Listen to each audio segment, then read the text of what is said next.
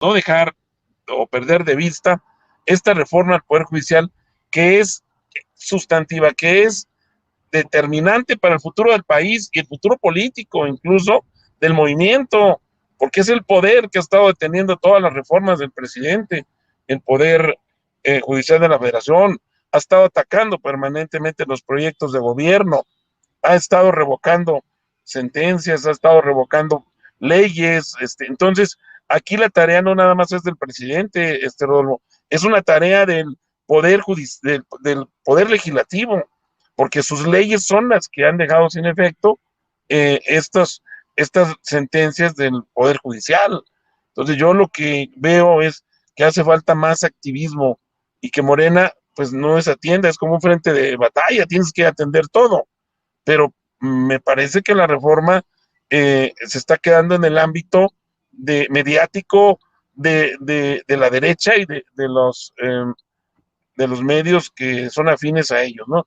Incluso, como ya lo sabemos, pidiendo el apoyo de Estados Unidos, haciendo la difusión en el extranjero, introduciendo elementos del Tratado de Libre Comercio, en el sentido de que, pues, si la reforma se aprueba, se va a dar marcha atrás en el Tratado de Libre Comercio, o sea, tratando desde luego de atemorizar con este tipo de argumentos, este tipo de cuestiones que la verdad dañan y generan dudas en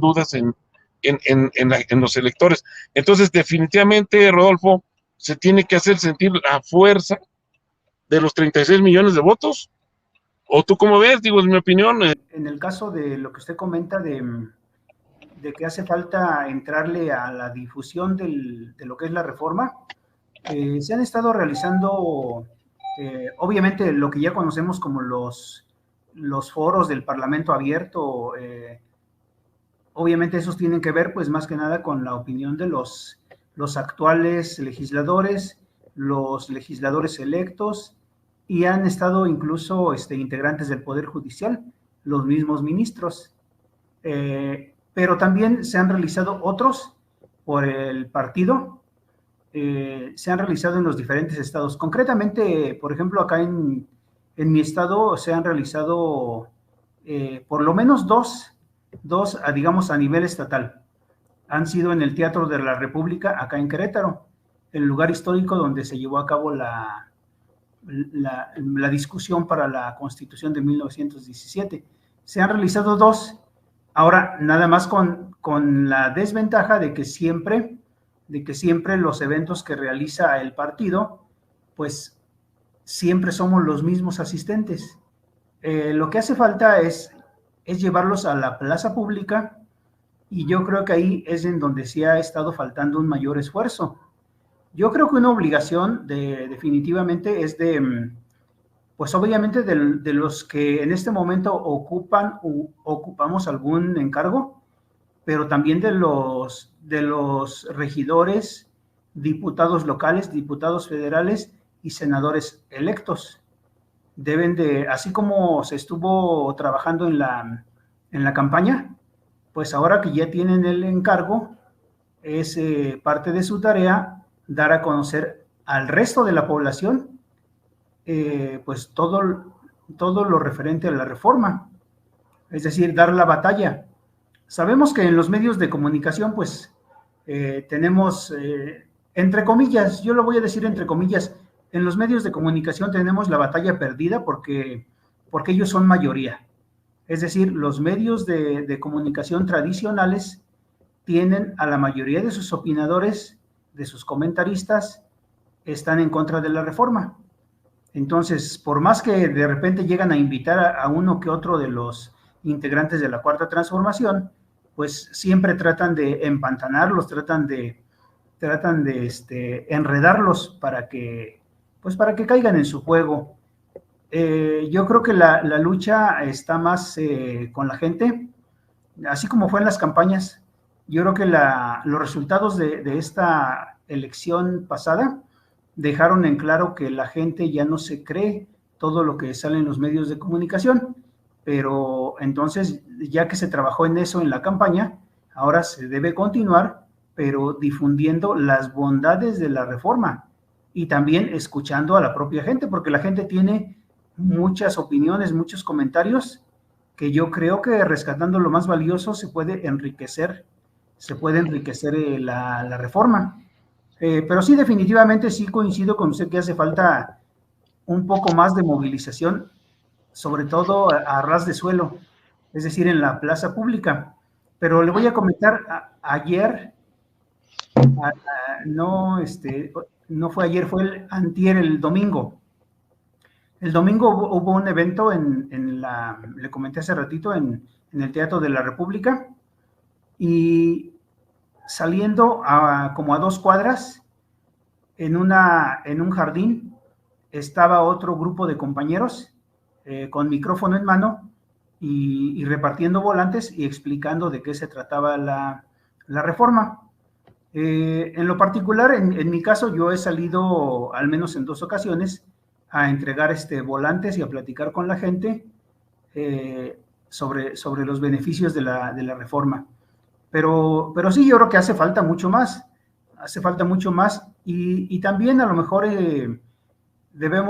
yo creo que debemos de tranquilizarnos, porque yo creo que los integrantes de la derecha ya como que están dando nada más patadas de ahogado. Veamos, por ejemplo, lo que usted ya comentaba, ¿no? Lo que decía, si no me equivoco, usted mencionó lo del ministro, que salió a decir que así como quieren que se elijan a los jueces, él propone que también se elijan, es decir, que también se vote por los integrantes del gabinete, es decir, por los secretarios. Los secretarios que está nombrando la doctora Claudia, él propone que también se sometan a votación. Pero ya nada más son patadas de ahogado. Y voy a mencionar otro caso que usted también lo debe de tener en mente, de una magistrada que salió a decir que así como se le acusa a los integrantes del Poder Judicial de que reciben sobornos, en fin, de todo lo que se les acusa, ella dice, ¿por qué no se persigue a los hijos del presidente? Que hay muchas referencias, hay muchas noticias de que han caído en actos de corrupción. Entonces, realmente, pues es intrigante, ¿no? Como una magistrada toma con esa ligereza, ¿no? Así como que salió una nota en donde dicen que los hijos del presidente son corruptos y ella lo está dando como cierto. Entonces, eso representa hasta cierto punto pues la forma en cómo los juzgadores toman los casos que les llegan. Imagínense si con esa ligereza, porque salió una nota periodística, ella asume que son corruptos, pues entonces, ¿en qué manos está la justicia? Eso, y lo que dijo el ministro Aguilar, Luis María Aguilar, de que también se vote por los secretarios, yo creo que nada más son patadas de ahogado. Y bueno, el presidente también ya mencionó, son libres de emitir sus opiniones, pero como también lo dijo el presidente, él ya dio el paso que a él le corresponde de enviar la iniciativa, y la discusión en realidad está ya en el terreno del Poder Legislativo, y ahí es en donde tienen que ir a emitir sus propuestas pues los integrantes del Poder Judicial. Bueno, ese es mi punto de vista, que yo creo que ya son patadas de ahogado, pero sí respaldo lo que usted menciona de que hace falta salir más a la plaza pública. Y yo creo que sería una invitación también a cualquier ciudadano, ¿no? Obviamente la obligación la tenemos los militantes de cualquiera de los partidos de la Cuarta Transformación, sobre todo los de Morena. Y obviamente los regidores, alcaldes, diputados locales, diputados federales y senadores electos. Y los que están en funciones también. En parte se está haciendo ese trabajo, pero hace falta mucho más. El domingo aquí estuvo en Querétaro la ministra Lenia Batres, y estuvo el senador, creo que es senador en este momento, bueno, y fíjese que ya se me olvidó, Cravioto, el senador Cravioto estuvo aquí, y estuvo otra senadora en representación de Ricardo Monreal. obviamente, vamos a decirlo, lo más sustancial de la reforma, pues fue lo que presentó la ministra, porque ella, pues, es una voz actuante dentro de la Suprema Corte, ¿no? De hecho, es la que le ha dado voz a muchas de las aspiraciones de los integrantes de la Cuarta Transformación, ¿no? Que queremos que se aplique la justicia pues, de una forma diferente a como ha ocurrido hasta ahora. Estuvo muy interesante, pero también hubo ahí, como usted menciona, que los integrantes del Poder Judicial y los grupos políticos que los apoyan andan muy activos. Estuvo una manifestación afuera del Teatro de la República, pero también es cierto que son los menos, son poquitos.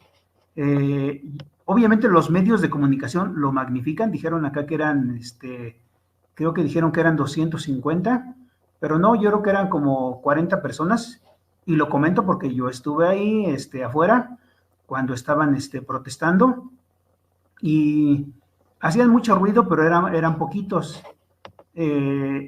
Y parte de sus protestas ellos dicen que la justicia partidista no es justicia, es decir, ellos asumen que estas modificaciones que se quieren hacer, estas reformas que se quieren hacer al Poder Judicial, tienen un sentido partidista. Y yo creo que ya debemos de evolucionar y ver que no es así.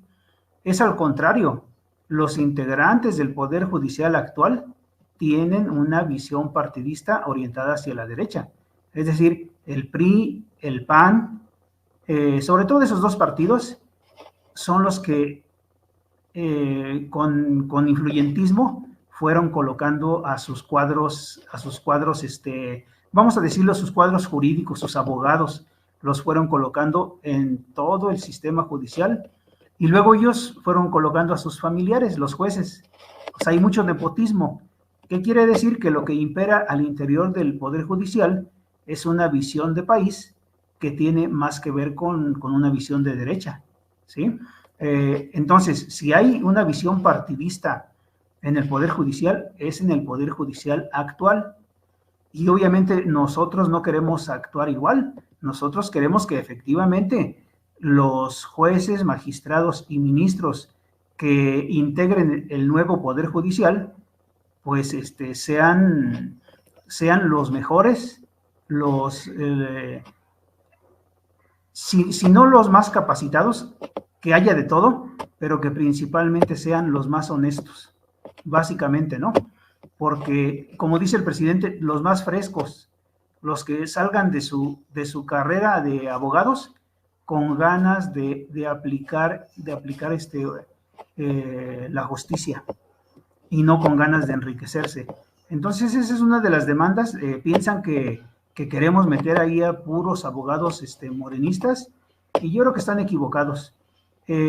También una visión en la que están equivocados es en que les han vendido la idea a los trabajadores que no son ni jueces, ni magistrados, ni ministros, sino son parte de la burocracia del Poder Judicial. Les han metido la idea de que esta reforma atenta contra sus derechos laborales, cosa que no es cierto. A los únicos que se les pretende bajar el sueldo de acuerdo a la Constitución, pues es a los que ganan más que el presidente de la República. Pero ellos se la han creído, y es parte de sus protestas también, que no quieren que se vean afectados sus derechos laborales. Pues no se van a ver afectados. La reforma va principalmente contra los sueldos excesivos. Y yo me atrevo a decir que a mí me complacería una reforma, incluso aunque se quedaran los salarios altos de los jueces, magistrados y ministros, porque yo creo que lo más importante es la impartición de justicia. Entonces, a mí me gustaría más que se pusieran los detalles en los procedimientos jurídicos, es decir, en que un proceso judicial no lo echen abajo por simplezas como ocurre hasta ahora, ¿no? Cómo dejan libres a delincuentes, pues prácticamente confesos, ¿no? O que ya es del dominio público que son delincuentes, y los dejan libres por algún error en el proceso, un error procesal. Entonces, yo creo que esta reforma debe de ir inmediatamente aparejada. Yo supongo que así va. Yo lo que conozco es la propuesta que presentó el presidente, pero no sé si vaya acompañada ya de las reformas a las leyes particulares. Por ejemplo, creo que se llama Código Nacional o Federal de Procedimientos Penales, de Procedimientos Civiles, etcétera, ¿no? De acuerdo a la materia que se esté juzgando. Yo creo que esos cambios deben ir ahí específicos, pues para evitar que los casos se vayan cayendo como ha ido ocurriendo, ¿no? Porque casi todo se ha ido cayendo, incluso, por ejemplo, con la gente que han estado procesando por delitos de enriquecimiento ilícito, de corrupción y todo esto, pues los han estado liberando. Veamos ahí el caso de Rosario Robles, de el abogado Juan Collado, etcétera, etcétera. Todos los han... otro muy icónico, lo del exdirector de Pemex también. Cómo todo se ha ido cayendo poco a poco. Entonces, yo creo que lo más importante es que se ponga énfasis en esos detalles para que ningún juez pueda desechar un procedimiento penal o administrativo o del tipo que sea por un error en el procedimiento. Que se regrese a la fiscalía para que reponga el proceso, corrija lo que haya que corregir, pero que no se echen abajo los procedimientos por un error, como dice el presidente, que porque se le detuvo a las 10:05 y no a las 10 en punto, ¿no? Ojalá y esté puesto el énfasis allí. Y un punto también muy importante que sí abarca esta iniciativa, en la que envió el presidente, pues es vamos a decirlo, la transformación del Consejo de la Judicatura en dos órganos diferentes, lo que es el órgano de administración judicial, que va a ser solamente lo administrativo, y el Tribunal de Disciplina Judicial, que va a procesar pues todos los errores o delitos que cometan cualquier integrante del Poder Judicial. Y un punto importante allí que sí se menciona en esta iniciativa es que cualquier ciudadano que se dé cuenta de algún delito que esté cometiendo cualquier integrante del Poder Judicial va a poder hacer la denuncia en el Tribunal de Justicia Administrativa. Entonces eso es muy importante porque como está en la actualidad, realmente es un círculo vicioso. ¿Cómo es posible que la ministra presidenta de la Suprema Corte de Justicia es a la vez presidenta del Consejo de la Judicatura? O sea, es decir, ella misma tiene todo el poder en sus manos. ¿Cuándo va a proceder a alguna denuncia importante contra algún juez, magistrado, ministro? Pues prácticamente nunca, ¿no? Y sobre todo con la postura que tiene la presidenta de la Suprema Corte, que lo mostró desde el principio. Usted recordará cómo tuvo ese acto de soberbia que lo recordaron este domingo, ¿no? De cómo todos se levantaron por respeto cuando llegó el presidente y ella fue la única que se quedó sentada en un acto no de autonomía, fue un acto de prepotencia. Entonces, eso lo recordaron este domingo porque estuvimos ahí en el Teatro de la República, y los ponentes lo recordaron cómo fue el comportamiento de la ministra. Entonces, no queremos ese tipo de comportamientos, queremos jueces que estén identificados con el pueblo, y yo creo que la elección pues nos garantiza eso, ¿no? Y a mí me gustaría que no duraran 12 años como es la propuesta. A mí me gustaría que duraran 6 años, con posibilidad a lo mejor de volver a participar, pero la iniciativa dice que 12 años, le está quitando 3 años porque actualmente duran 15 años, pero aún con esos 12 años a mí no me convence. Si yo tuviera capacidad de decisión, yo diría que duren 6 nada más. Y sí, es una demanda también de la gente que escuchamos en las calles y que también estén sujetos a revocación. México, poca capacidad de los jueces y la limitada apreciación de los hechos, creen que los derechos humanos nada más son individuales. Entonces se la pasan liberando delincuentes y liberando políticos corruptos, y se la pasan haciendo este tipo de cuestiones bajo un análisis de que no, tienes que probarle totalmente el delito que cometió, pero tienes que demostrárselo como si tuvieras un video cuando está asesinando a alguien, ¿no? No, eso es verdaderamente absurdo. O sea, ese tipo de conclusiones que ellos obtienen. Entonces, ¿de qué están haciendo? Juzgando y sentenciando, en la mayoría de los casos, absolviendo a delincuentes, diciendo que no se respetó el debido proceso y sus derechos humanos. ¿Y en dónde dejan los derechos humanos de la colectividad? Un delincuente que anda en la calle asesinando personas inocentes, que hay verdaderas organizaciones del crimen, tanto organizado, digo, y crímenes comunes, ¿no? Como de otro tipo, federales, etcétera. Pero ahí los jueces no han entendido la forma de juzgar que está demandando México. Entonces ya ahí están mal. Estos señores, lejos de tener una carrera judicial adecuada, están mal formados, ¿no? O sea, están mal, no entienden la realidad social, no aplican ninguna doctrina jurídica del realismo sociológico, se aplica un positivismo basado en derechos humanos mal interpretados. Bueno, y la otra cuestión de lo que tú también mencionas es sobre la posibilidad de que estos señores permanezcan largos periodos en el poder.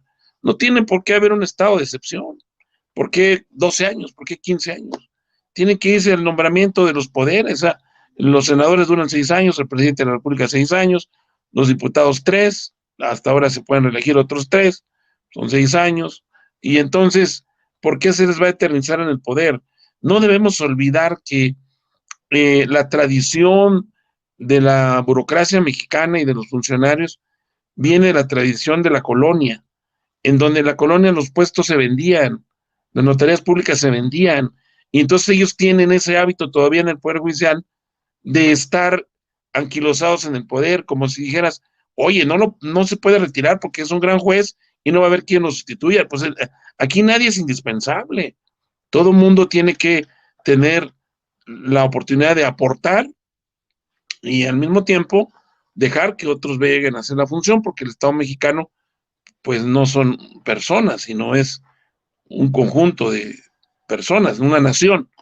Y ese tema pues debe ser así, o sea que coincido contigo, debería de abordarse sin temor para que se reduzcan esos periodos. Y bueno, todo lo demás también digo que quería yo señalar en relación a que en la reforma se contemplan sistemas de lo Consejo de la Judicatura. Es una aberración que las penas se impongan por el mismo funcionario que nombró o propuso el nombramiento. O sea, en el caso de la presidenta de la Corte, proponen los nombramientos de magistrados y jueces y se les nombra, y luego ni modo que ella misma los sancione, ¿no? O sea, es juez y parte. Entonces, es otra contradicción enorme del sistema que ellos tienen para disciplinar, por ejemplo, entonces el Tribunal de Disciplina está bien concebido y debe ser independiente y autónomo de ellos. Entonces, yo no sé, Rodolfo, ¿qué más pueden discutir?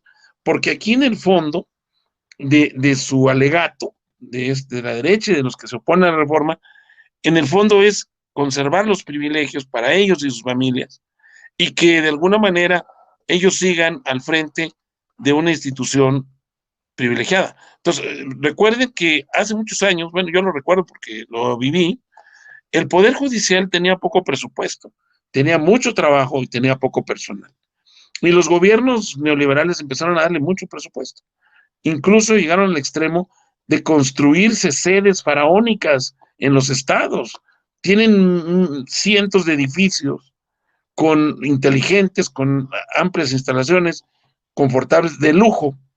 Cuando vemos, por ejemplo, que los hospitales del ISSSTE y del IMSS están deteriorados, algunos no se han remozado, no se les ha invertido algún dinero, están todos deteriorados. Y estos señores trabajan en verdaderos palacios, protegidos, todo eso tiene que acabar, protegidos por policías federal, o sea, tienen ahí filtros, tienen detector de metales, tienen todo, pero los señores resulta que no tienen dinero ahí, pues qué tanta seguridad, o sea, pues ¿a qué le temen tanto si administran una justicia para el pueblo, no? Y ojalá que nos escucharan los diputados, senadores que van a tener que ver con este asunto.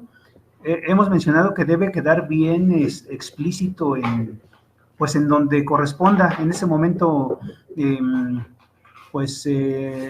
puedo decir en cuál artículo de la reforma debería de ir, pero debe de ir en algún punto algo que indique que siempre se va a privilegiar los derechos humanos de las víctimas por sobre los derechos humanos de los victimarios, ¿no? Porque tal como actúa actualmente el Poder Judicial, parece que lo hace al revés, privilegia los derechos humanos de los asesinos, de los violadores, de los secuestradores, por sobre las víctimas. Entonces yo creo que debe quedar explícito así, de manera textual, que siempre los jueces, magistrados y ministros, ante la disyuntiva, pues deberán de atender primero los derechos humanos de las víctimas. Yo creo que en algún punto debe quedar explícito eso. Y bueno, la reforma ya nos indica que los jueces van a... Perdón, sí, adelante. No, nada más aquí, antes de que se me vaya la idea, porque es relacionada con tu comentario. Y esta otra de los derechos humanos, Rodolfo, que, por ejemplo, está el Grupo México contaminando los ríos de Sonora, ¿no? Y los ejidatarios dicen, oye, nos está contaminando el agua para bebé, para animales, para todos, nos están contaminando. A ver, ¿cuáles derechos humanos son los que hay que proteger? ¿Los derechos humanos de los empresarios que explotan minas, contaminan el medio ambiente, o los derechos humanos de la mayoría de la población que ahí está siendo sometida a una capitulación de dignidad, de salud y de todo por la ambición del dinero de estos señores, que si bien es cierto, tienen una concesión del Estado mexicano y que el presidente ha dicho, no les voy a cancelar concesiones, yo creo que esto, ante un tribunal, tendrías que decir, oye, hay una gran mayoría de habitantes afectados, sus derechos humanos colectivos e individuales están siendo violados por esta empresa. Entonces, si tú metes a una balanza, qué bien está mejor tutelado por la Constitución y la ley, pues desde luego que es el derecho humano a la salud y a la vida, en lugar del derecho de estas empresas a enriquecerse, lucrar, saquear y llevarse los recursos naturales. Bueno, es lo que quería decir. Gracias.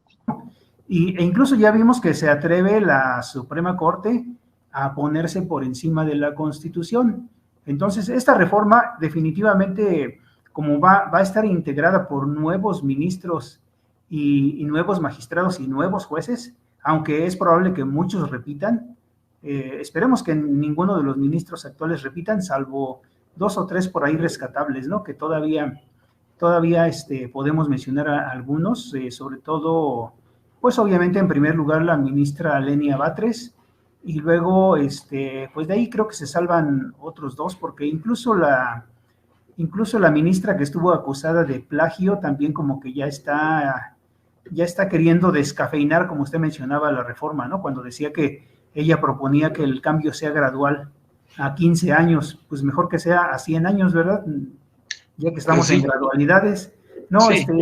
Debe de ser inmediata y ya nada más reforzando un poquito lo que usted mencionaba, sí definitivamente tiene que ser ya, pero no puede ser en esta legislatura, tiene que ser en la siguiente, porque es en donde se tiene la mayoría en la Cámara de Diputados y casi la mayoría también calificada en la de senadores. Por ahí faltan tres senadores, ¿no? Pero es factible que se consigan los votos. Lo que sí puede hacerse es que sea todavía en el sexenio del presidente, o sea, todavía en el mes de septiembre. Ojalá y se apuren. Yo creo que se está trabajando ahorita. Yo supongo que todos los diputados y senadores electos deben estar ya trabajando con la iniciativa, y no nada más la iniciativa de reforma constitucional, sino con las leyes particulares, ¿no? Que mencionábamos hace rato.